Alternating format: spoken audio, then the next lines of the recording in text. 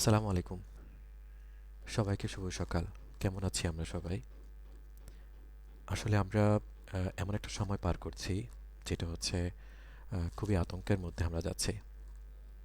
গত শুক্রবার থেকে এখন পর্যন্ত আমরা বেশ কয়েকবার ভূমিকম্পের সম্মুখীন হয়েছি।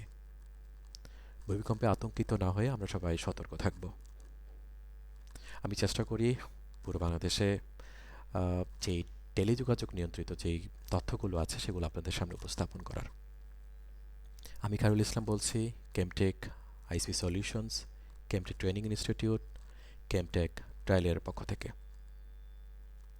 আজকে আমি যে নিউজগুলো আপনাদের সামনে প্রেজেন্ট করব, যেটা বিগত সময়ে নিউজগুলো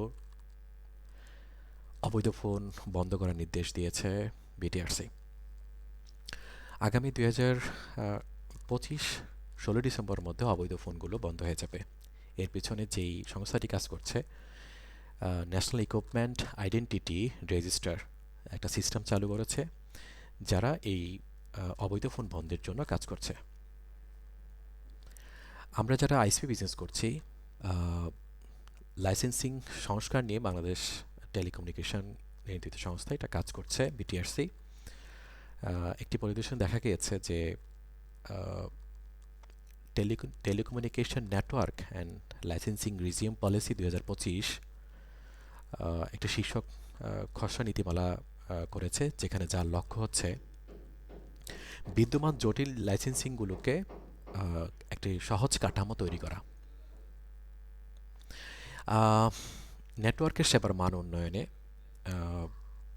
এর মধ্যে যে মোবাইল অপারেটরগুলো আছে, 4G নেটওয়ার্কে যে সিগন্যালগুলো আমরা পাচ্ছি আসলে ডেড জোন বা দুর্বল সিগন্যাল এলাকাগুলোতে এখনও বিদ্যমান, সেটা রয়েছে। এ নিয়ে মোবাইল অপারেটররা কাজ করছেন।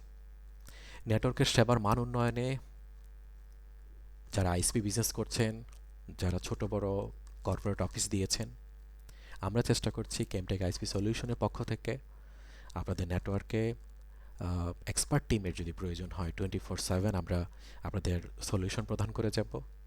যারা আইসপি বিজনেস করছেন তাদের টেকনিক্যাল ইঞ্জিনিয়ারের প্রয়োজন হলে আমরা সেটা সলিউশন সার্বক্ষণিক দেখাশোনা থেকে শুরু করে আপনাদের যাবতীয় যত কনফিগার রিলেটেড কাজ, টেকনিক্যাল ইস্যুসগুলোকে আমরা দেখাশোনা করব।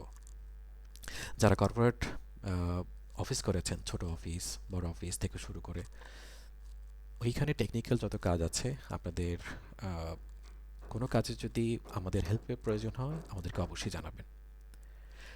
ট্রায়াল এয়ারের টেকনোলজি পক্ষ থেকে আমরা সেই ধরনের সেবা প্রদান করছি। আপনারা আমাদের সাথে যোগাযোগ করতে পারেন। সবাইকে ধন্যবাদ।